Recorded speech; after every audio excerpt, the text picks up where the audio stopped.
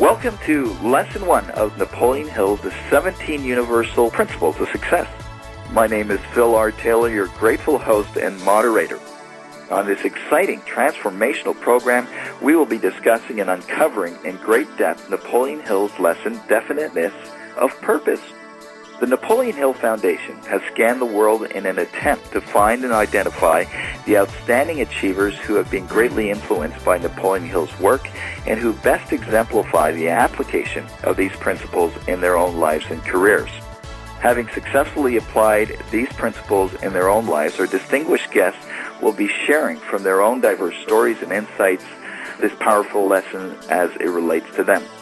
On this program, we have a power trio who really know and understand firsthand the power that comes with identifying and developing definiteness of purpose as outlined by Napoleon Hill.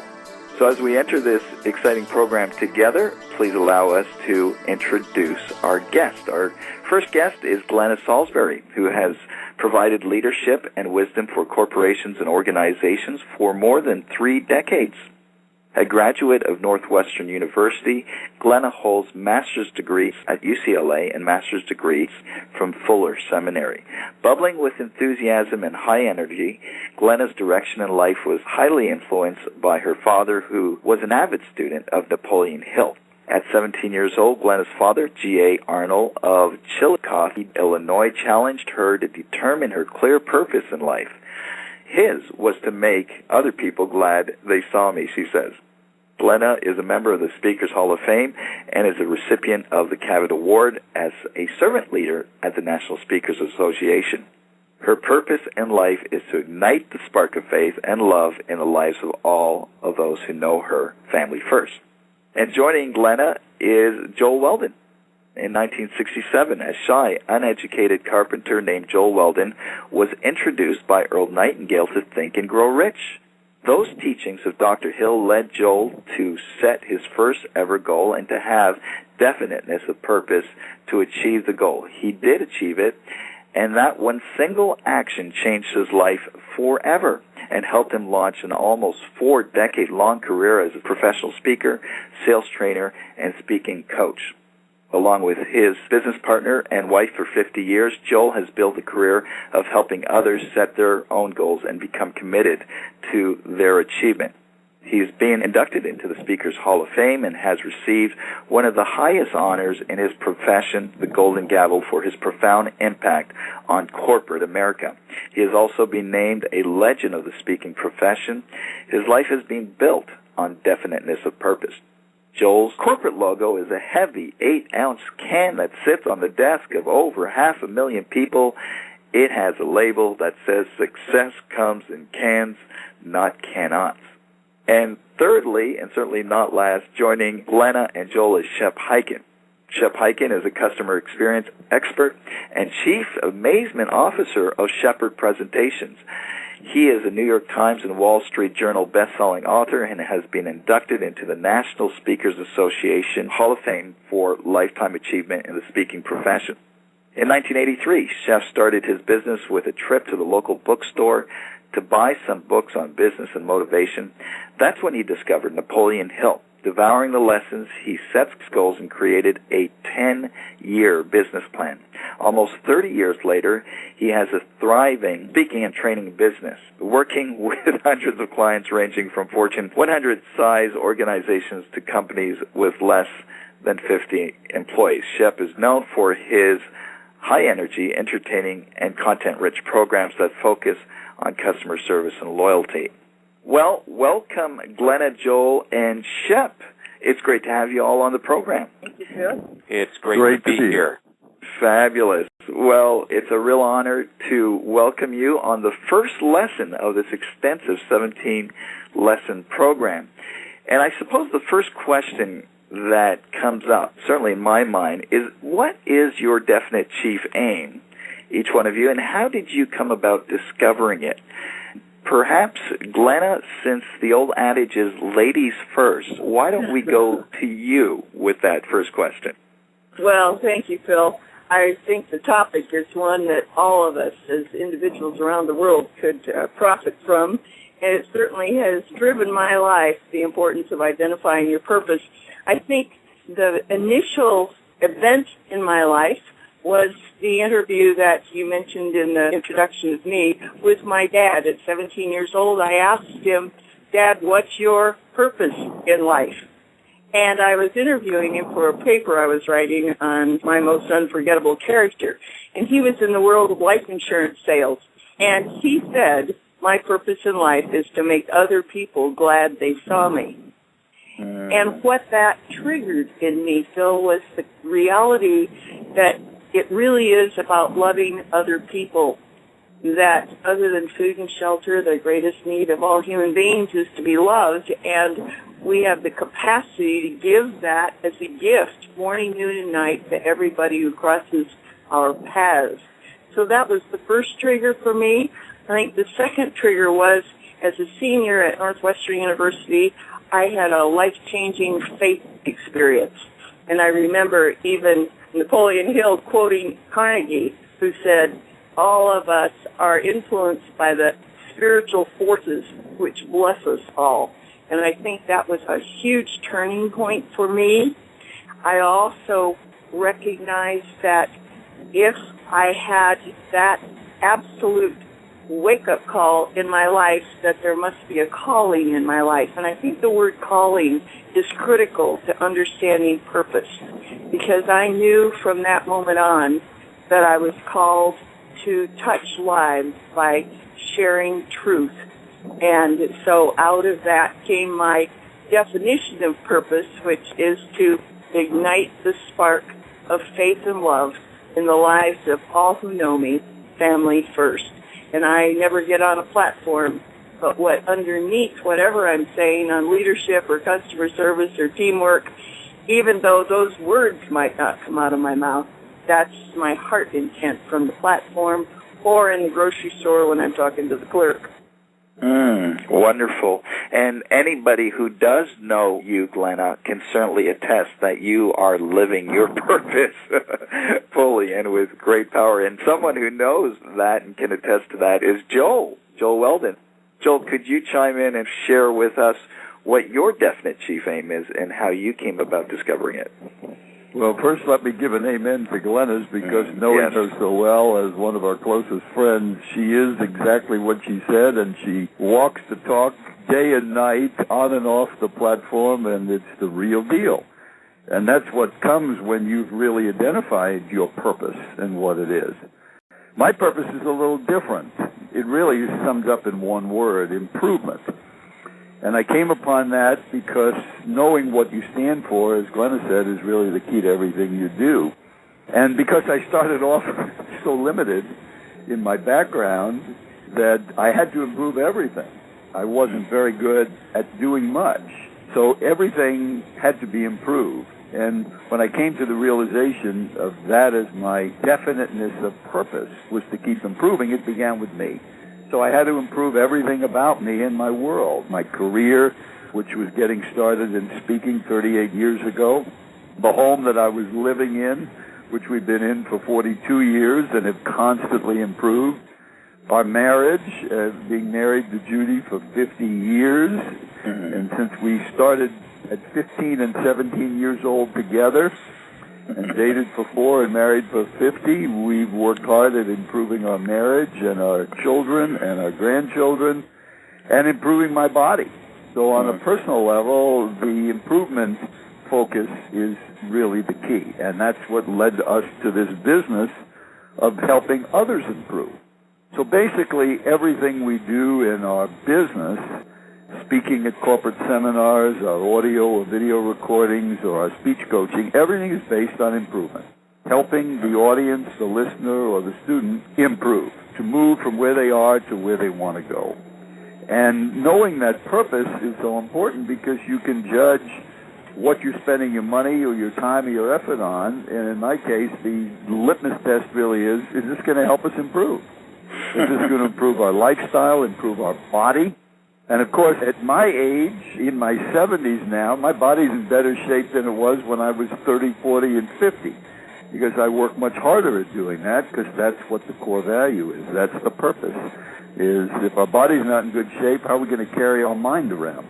So all of that focuses on the word improvement. And as our listeners need to know, what is their purpose? What is their chief aim, as Glenna said? What is the purpose of their existence?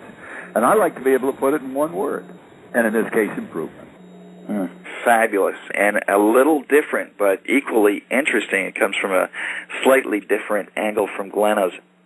Well, before we delve into it a little deeper, Shep, you have your own story of how you uncovered your purpose, and could you share that with us as well? Sure. And first of all, an honor and a privilege to be on this program, and especially with my esteemed colleagues, Glenna and Joel. This is truly an honor. These are two people that I admire.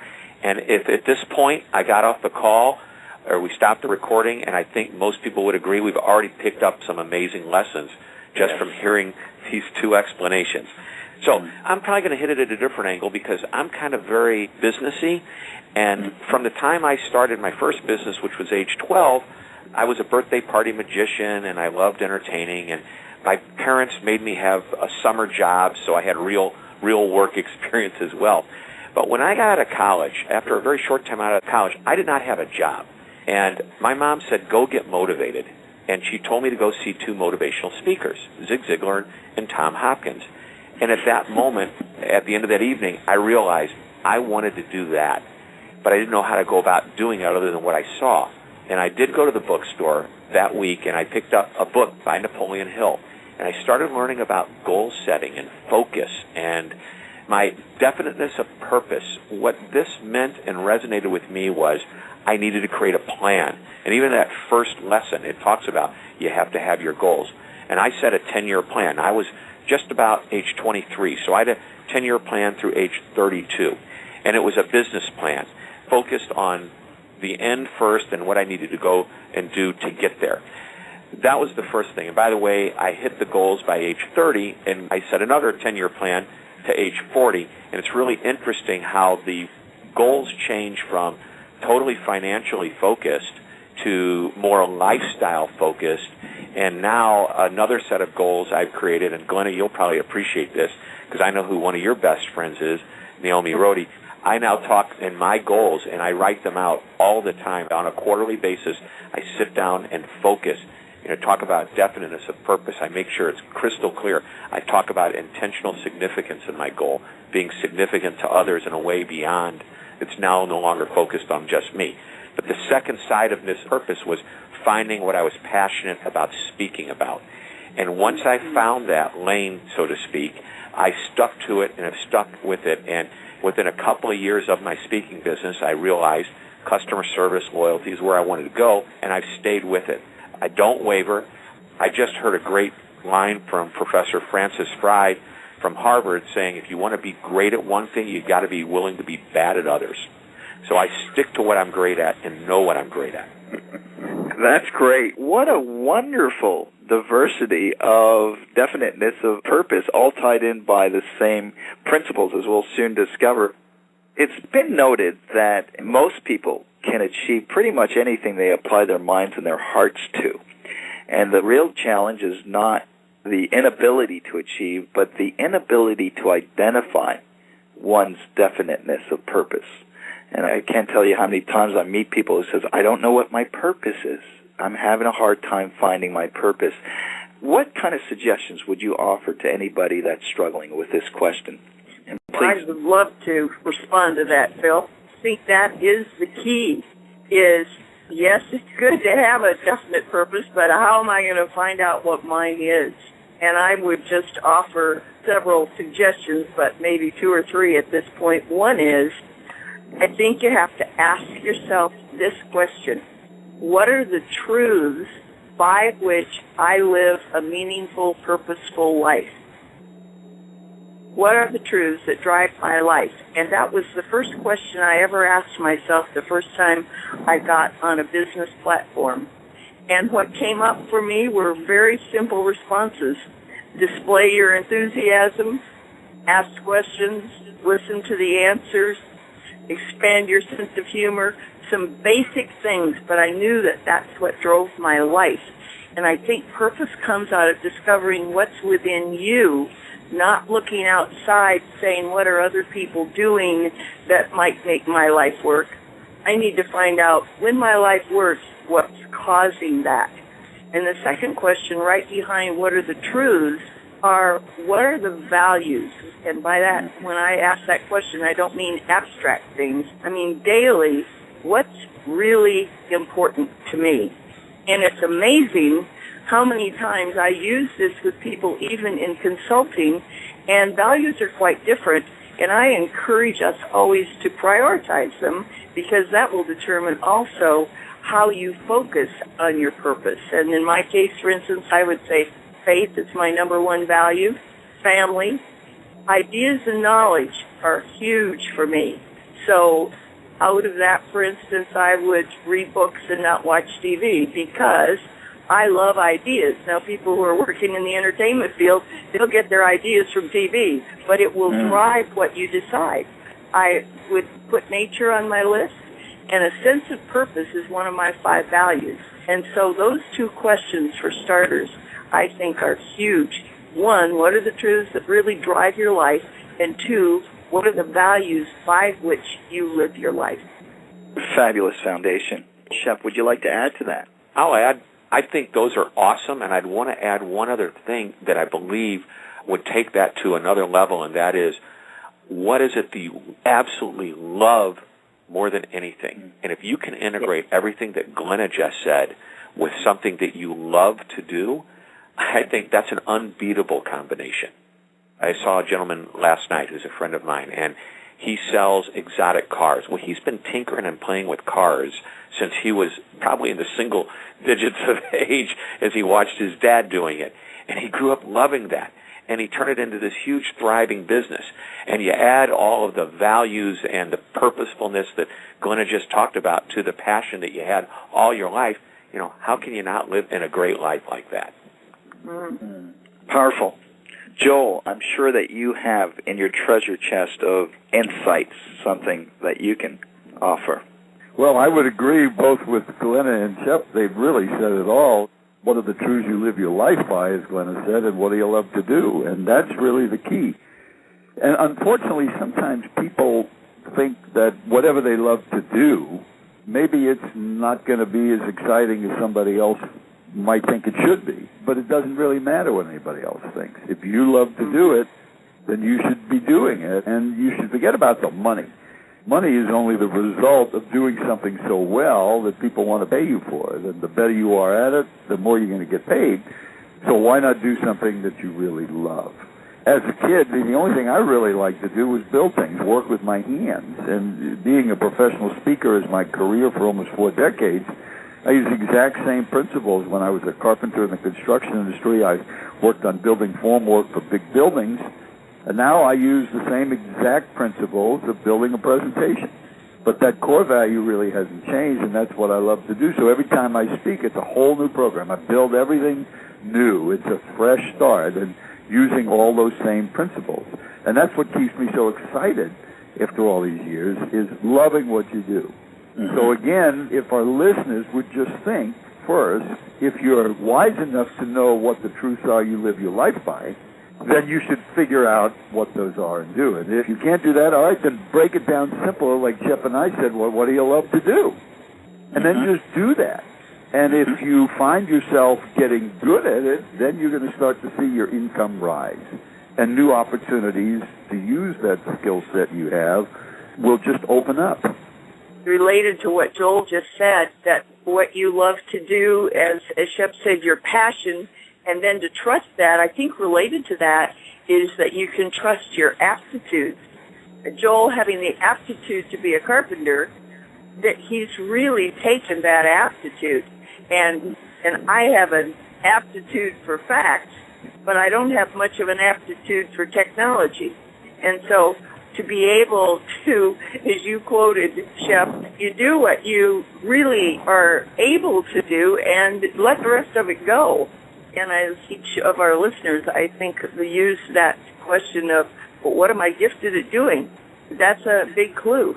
And by the way, to piggyback on that, I just want to say from Joel first before I make my comment. Joel, by reputation, spends probably more than anybody else in our industry preparing for a presentation.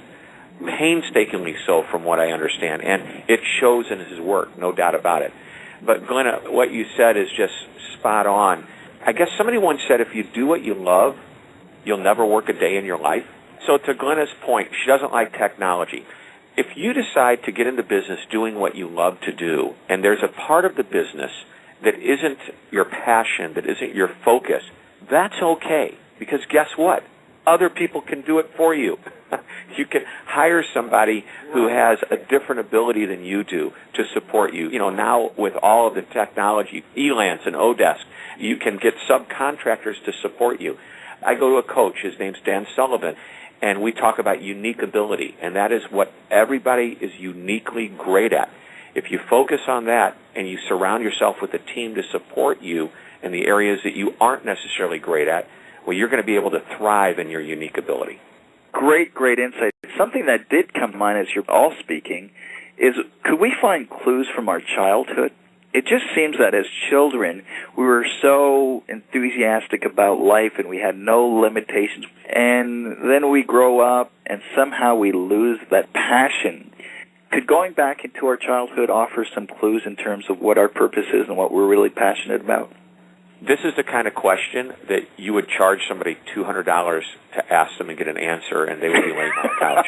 Glenna, go ahead.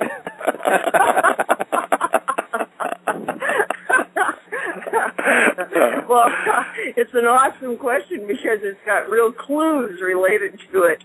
And I think you usually see the clues when you look back. Because I can remember growing up, my mother used to say to me, "You were talking to your shadow at 2 years old." And I think that's true. And even in early grade school, I was the one giving the announcements over the microphone at school. And I think pretty soon you go, "I think you were born to talk." Yeah, that's a great clue, and I hate to...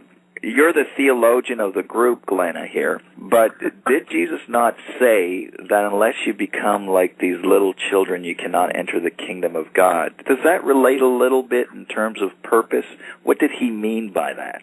I think it does. I think there is a sense in which who we are, we come into the world with that built into us. And interestingly enough, from a theological standpoint, Phil, in Psalm 139, verses 14 to 16, it says we were created by the Creator, wired by Him in our mother's womb. And the great Apostle Paul says in Ephesians 2:10 that the works we're called to do were ordained before we were born. I was just reading this morning, Margaret Thatcher and Peter Drucker had the Apostle Paul as their number one hero. So we probably have some things to learn as it relates to business, as you were even referencing, Shep. But the reality is that we are wired to do, and the Apostle Paul himself says that he was called to be an apostle to the Gentiles while he was still in his mother's womb. Fascinating insight. I could give a different perspective. I don't know if the question really was about, does our childhood really give us the links to what this passion and our definiteness of purpose is going to be as adults now. If I use my own personal experience, that would absolutely not be true because there wasn't a clue, there wasn't an inkling, there wasn't a single sign until I was 28 years old that I could really do anything. I certainly couldn't speak to people, and the very few people left alive that knew me when I was younger cannot believe that I have done what I've done these years because of a life-changing experience. And I think we sometimes forget that people do have life-altering experiences. And mine came, as you said in the introduction, when I first set a goal. And until that point, when I was 26 years old, I'd never set a goal. And because of that, I had never really released the potential that was within me. And in 1969, when I joined Toastmasters to overcome my fear of speaking, I could barely stand up in front of a group of 20 guys and say my name. And if somebody at that point said, "Yeah, you're going to be a professional speaker, and you'll speak over 2,900 times in your career, and you're going to pay you this money to do it, and you'll stand up in front of hundreds of people and thousands of people," I said, "Oh, yeah, right. That would be impossible." There was not a single clue in my background that I could ever do that. until I was exposed to something through Toastmasters that taught me, in this case, that speaking was a learned skill and it could be something you could improve in. And then I just overcompensated, and here I am. Mm-hmm. So I think as our listeners look back on their life, if they don't see much in their childhood and they didn't have a wonderful, enriching experience like Glenna had with her dad, who was this wonderful person who inspired her and her mother, too, to do all these things, that doesn't happen to everybody. So sometimes it can come later in life. We know from some of these great stories that we've heard, even Napoleon Hill, I mean, he was only 25 when he met Carnegie. He was an exception. There are sometimes people who, not until much later in their life, do they find that purpose. But then they can do amazing things. Yes. Once they know what that purpose is. So as our listener, if you don't know what it is, don't get discouraged. You might find out today or tomorrow something that you never thought would have been possible. And had I not had that own personal experience, I really couldn't say that. But I know it happened in my own life. I come at it from a little different perspective, and I love the question. I think back, what are the clues in my childhood? And obviously, I think I'm doing what I still do. You know, at 12 years old, getting up in front of people and doing a magic trick is not unlike getting up in front of an audience and delivering a speech. It's pretty much the same thing. But I go back to even earlier than that, and I think we can blame our parents for the good and the bad that happened to us in our lives. I think we're programmed at a very young age. Maybe it's in the womb. My parents, I know, gave me a lot of encouragement to do my own thing, to be an individualist. And if you take a look at the entrepreneurs out there that are making their own way, I think they can look back and say, either my parents taught me to do that, encouraged me to do that, or I looked at what my parents were doing and I didn't like what I saw, so I went the other direction. But there's something that happened at a very, very young age, a realization. And by the way, somebody could be working, just flourishing within an organization, moving up through the ranks or loving their job, whatever it is that they do. And I believe it really comes from background. I believe it was Peter Nordstrom that was once asked, how do you train these people to be so great at what they do at the Nordstrom's department stores? And he says, we don't train them. Their parents train them. We just take what it is that they have and make it work for us. Mm-hmm. That's awesome. Supporting what Phil just said there as it relates to what you said, Joel, I think it is true that good, bad, or indifferent in terms of our environment in our experience. But maybe in your case, Joel, when you were describing you weren't good at anything, at least that's your take on it, that's why improvement became the very issue. You didn't maybe have the richness that put you on a track early on, but it was maybe the lack that put you on the track that led you to the incredible find out what everybody else is doing and don't do it, like you often say. Right, that's true. And, you know, as our listeners think about this 12-year-old magician standing up in front of a group, I mean, that's exceptional. And some of the things that Glenna did in her early life, exceptional. And then there are people who, like me, never did anything except, I mean, I couldn't stand up in front of any class by the time I graduated high school and give an oral report. I couldn't possibly think of standing up and talking in front of people. I never did it all the way through high school and graduated in the bottom quarter of my high school class and accomplished really nothing because I didn't have a purpose. I didn't have a goal. And it wasn't until I heard Earl Nightingale and talking about Napoleon Hill that that goal was set. And once achieved, it was like a switch going on inside my mind and body that I can do it. I can do it. And if our listeners think, what goal can you set? In Napoleon Hill's book, The Keys to Success, the very first sentence, page 1, says, your progress towards success begins with a fundamental question. Where are you going? And that question in sentence number 2, 98 out of 100 people have no idea. It would be like jumping into a taxi in New York City and the cab driver says, where are we going?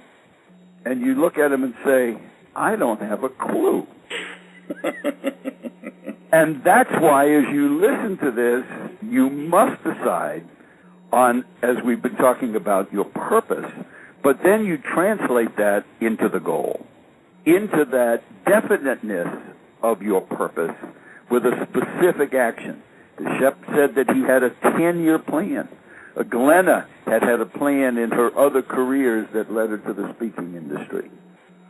And if you have that, it's amazing what it releases within you, because the seeds of greatness are there within everybody, but we just don't use the right catalyst to release it.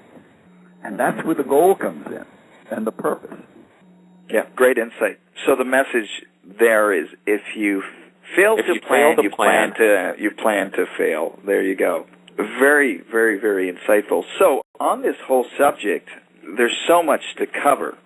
Once someone has a sense of what their definiteness of purpose or what their chief goal is, they really delve into what they're passionate about, how they can combine that passion with their aptitudes, as Glenna pointed out. Where do you go from there? You talked about putting it down on paper. How do you construct your definiteness of purpose on a planning format or in written form? I think that comes after what Joel has just said, the importance of getting it into a goal and writing it down, and Shep, the 10-year plan, or having a 5-year plan, or having a focus with some measurable sense of timing. The next most important thing, I think, for any human being anywhere is to say, what do I need to do in order to stay laser beam focused on this goal? And I think, one, how do I use my time? Time is a gift. And am I going to use my time spending it, again, I'm not picking on television, but whatever we do that isn't contributing to our achieving our goal. So how I use my time is critical. And the people that I seek out, where I spend my time, one of Napoleon Hill's greatest quotes was, the importance of selecting our environment with the greatest of care, because environment is the mental feeding ground out of which the food that goes into our minds is extracted. That's huge. If I choose where I spend my time and with whom I spend my time and how I spend my time, and all of us have time. So part of that is, I think, again, even for our listeners, to say in a practical way, today is today. How am I investing my time today in order to move towards my goal? Another piece of that is how we use our energy. I think it's a temptation sometimes, or at least I'm going to call it even a weakness, that we use our energy on being angry or envious or bitter or trying to compete with others. And the reality is our energy needs to be focused on staying laser beam on where I'm headed. I don't have to see what everybody else is doing. The reality is I don't care. What I care about is that I'm faithful to that which I'm called to do. So very interesting, because what you touch on is a prelude to the other principles. For instance, you mentioned time and money right away. That's lesson 16. And we're going to be going into great detail on that program with people like Sharon Lecter and Larry Winget, and, of course, controlled attention. And we'll be going into that lesson with some of your friends as well. So very, very interesting. Joel, do you want to add to that as well, to what Glenna pointed out? Well, Shep mentioned in his opening comment that he had set a 10-year goal. Is that right, Shep? That is correct. And that you achieved it in 8 years? Yes. Maybe it wasn't a big enough goal. No, it was. But do you remember how you felt when you achieved it? I mean, was it a positive experience, or were you really depressed and down? Well, I think that it was such a positive experience, but on top of that, the achievements along the way, milestones that were set, that were achieved, that was what part of the fuel of getting me to go to the next level was. Okay, well, that's really the point I'd like our listeners to think of, is the reason Shep is on this audio recording, as you can tell, and Glenna, is because they're amazing people, exceptional people. And exceptional people can set a 10-year goal and wait 8 years for its achievement and enjoy the milestones on the way. I found most people can't do that.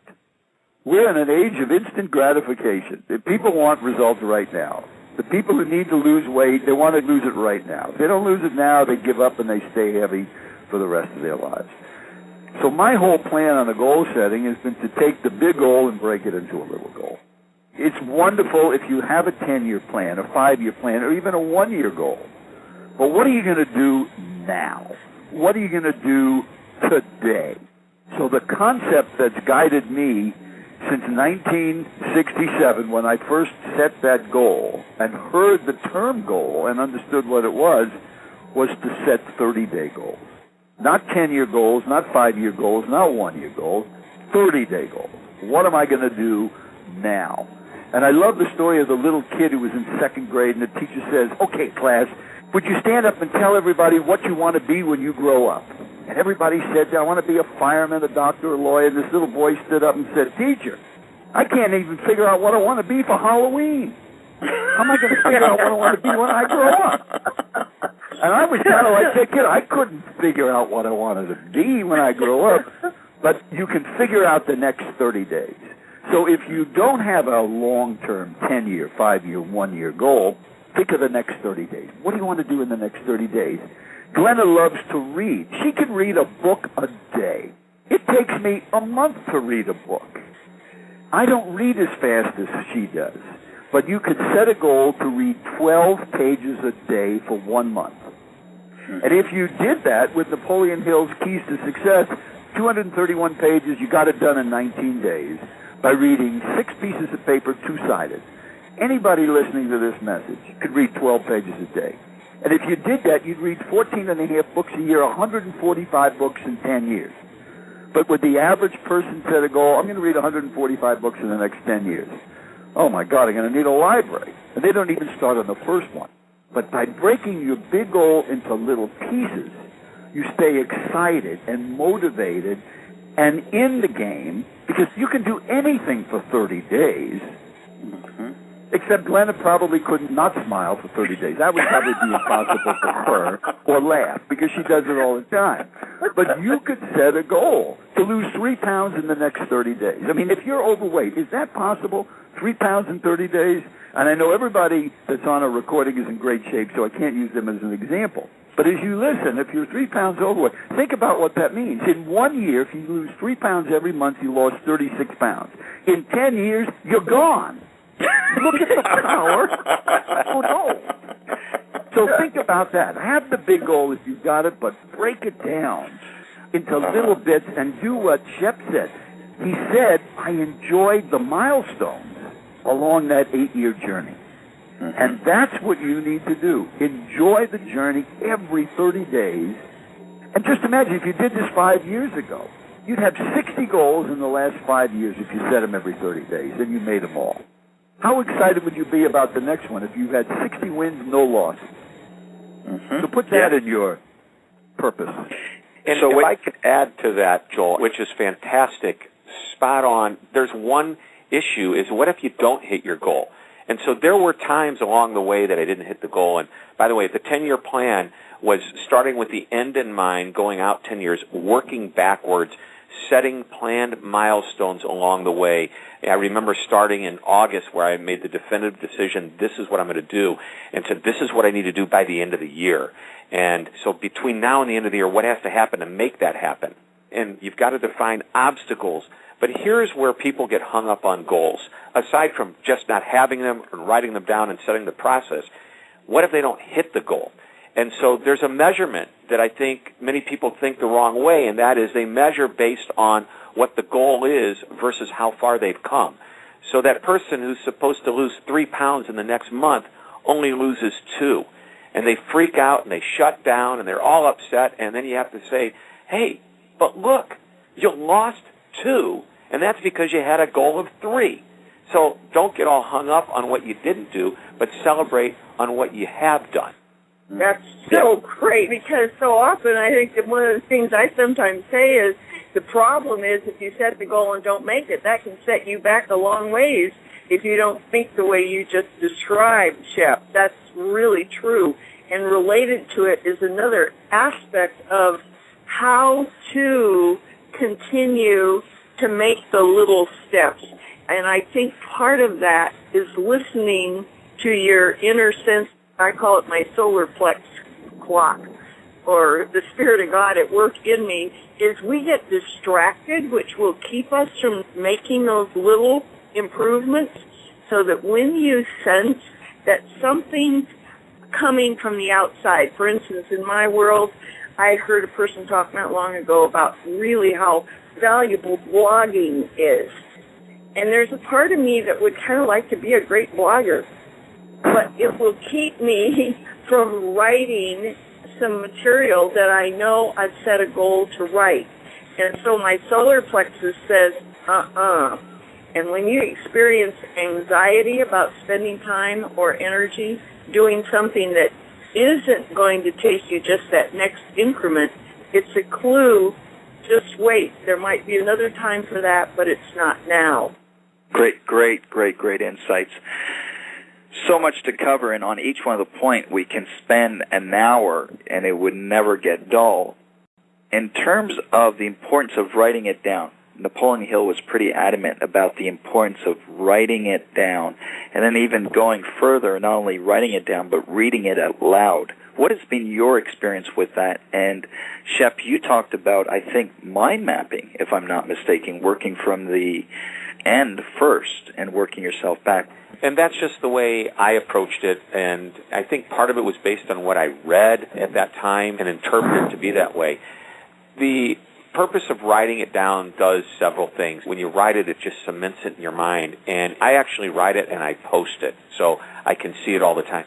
Currently, this is what my regimen is. I have what I call the quarterly focus. It's a document that I created. It has my lifetime aspirations in a column, and I have 5 of them. And I've done a 25-year goal plan. Now I've jumped up to 25 years, and I'm thinking, that's pretty good. I can't wait to do my 25-year plan when I'm 75. So that's going to be a fun one. And again, all this is written down because what I do is it's where I visualize seeing myself, and I write it down. But here's what I do on a weekly basis.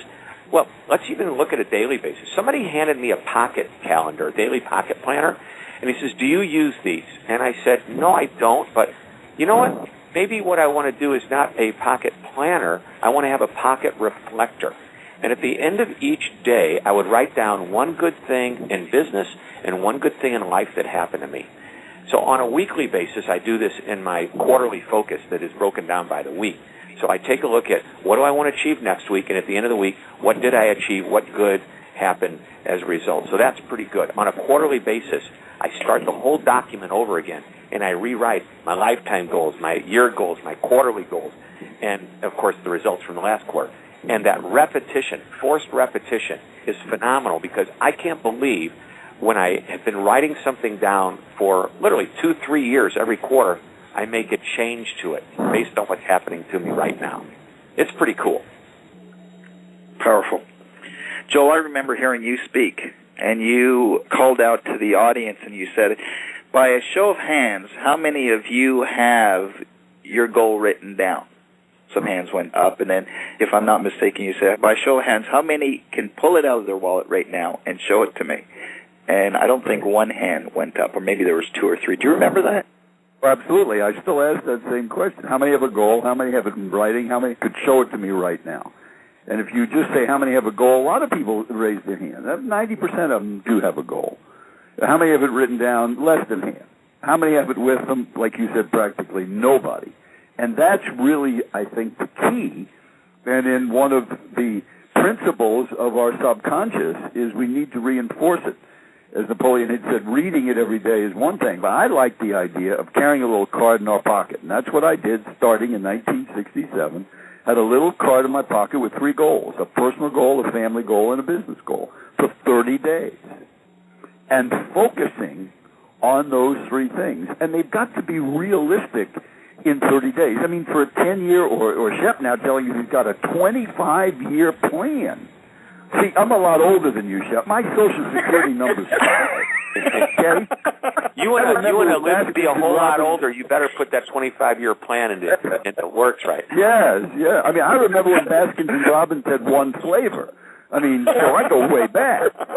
For 30 days is such a powerful concept, not that you don't have the long range, the big goal. That's wonderful if you have it, but then to carry it with you so you can look at it. Now, fellas can keep it in their pants pocket, right-hand pocket for right-hand people. Every time they get their car keys or some change, they hit that goal card, they think of the 3 goals. And for the women, instead of carrying it in their pockets, which they usually don't have, don't put it in your purse. Glenna, if you put it in your purse, it'll be, 15, 20 years before you find it again. I mean, it's like the black hole of Calcutta, having 2 daughters and a wife. So you need to put it on your key ring when you see it every day and getting into your car, or put it on the bathroom mirror that we've heard so often. But you've got to see it. And Glenna's story of seeing the goals is so powerful, and I hope you will share that with these listeners on the goal book idea, which goes far beyond my idea of the little 30-day goal card. But for my contribution, write it down and carry it with you, or put it someplace where you can see it all the time as a constant reminder. Because if you don't know where you're going, you're going to probably end up someplace else. And that's a Yogi Berra quote. So think about that. So, Glenna, could you share that story? Well, I'd love to. It certainly impacted my life.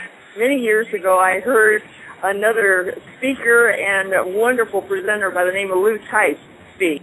And Lou talked about the importance of visualizing your goal and using pictures to do so.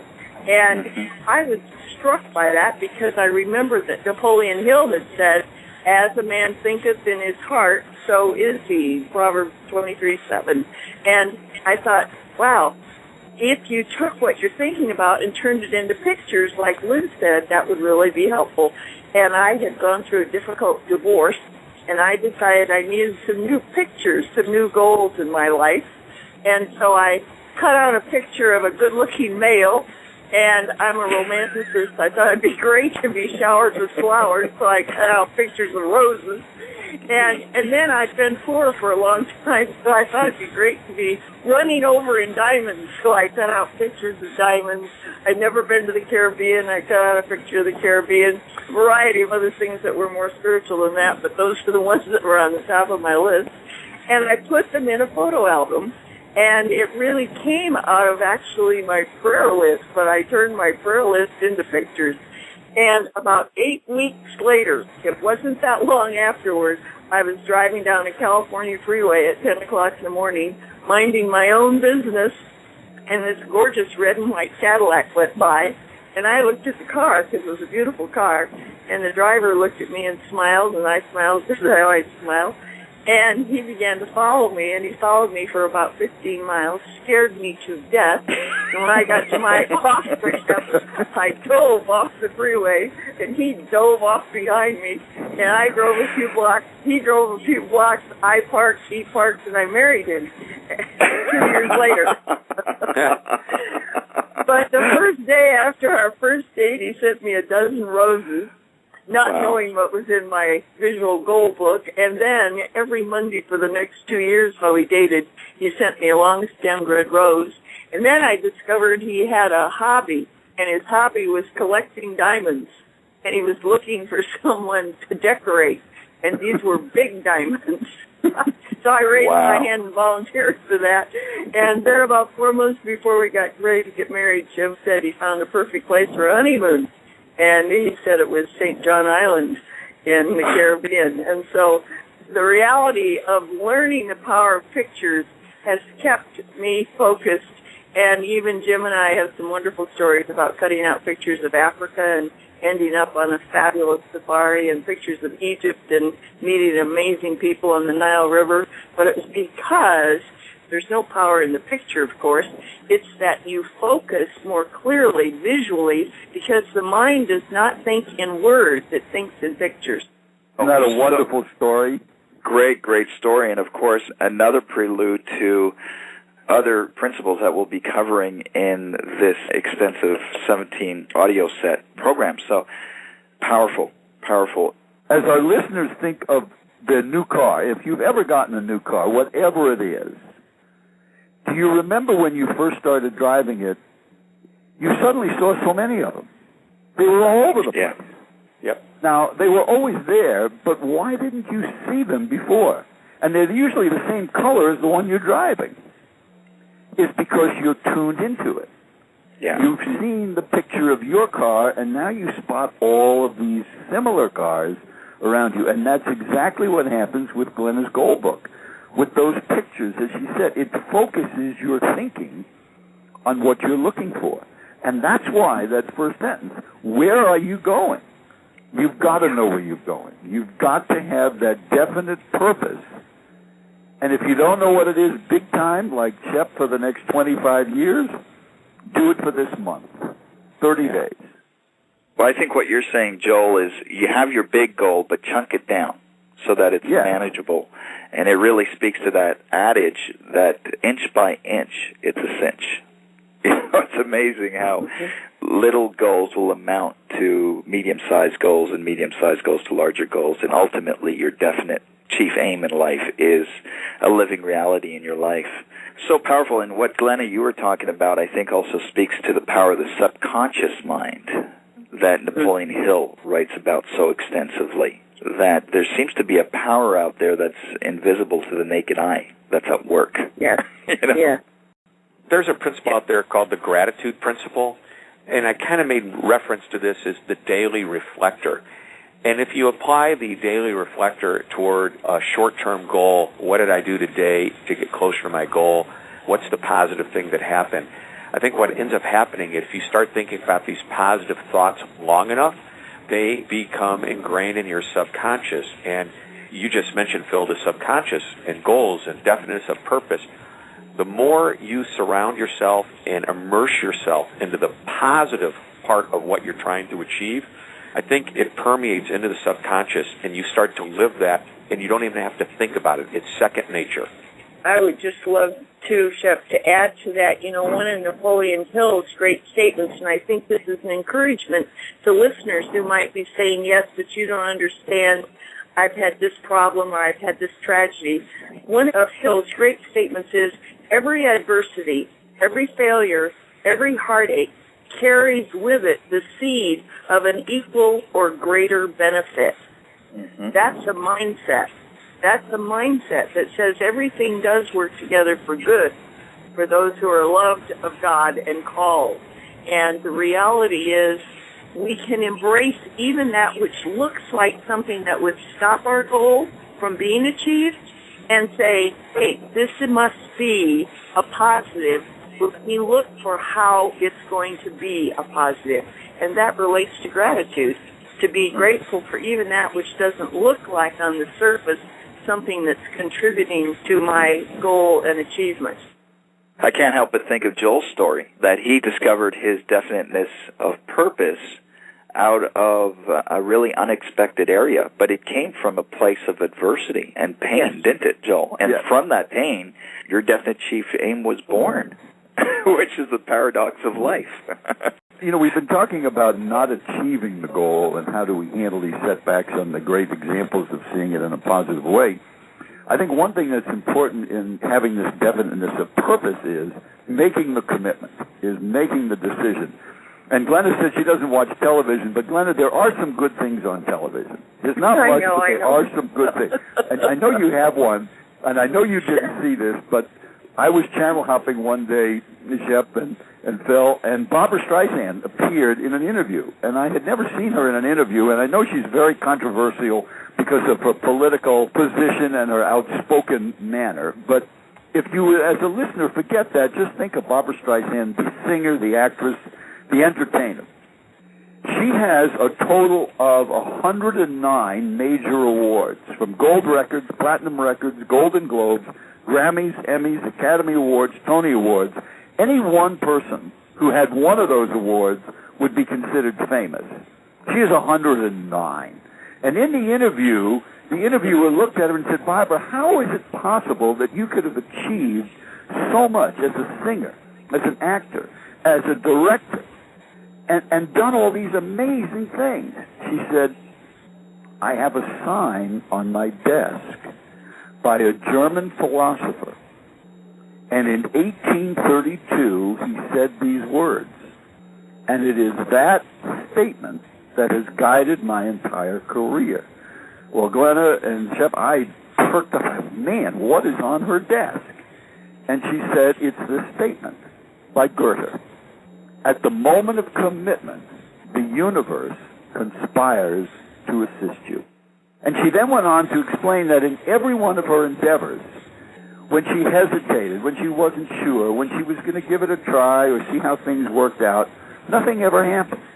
But when she had a definite purpose, a commitment, a decision, we're moving forward and I'm going to do this, whatever it was, she said it was amazing. Everything just seemed to fall into place. The money appeared, the people appeared, the venue appeared, and it happened time and time again in my career. And that one statement, since the day I heard it, has been such a powerful statement as we think about, as a listener, what is your purpose? Well, once you have that purpose, you must commit to it. And Napoleon Hill calls it this burning desire. Goethe called it the commitment.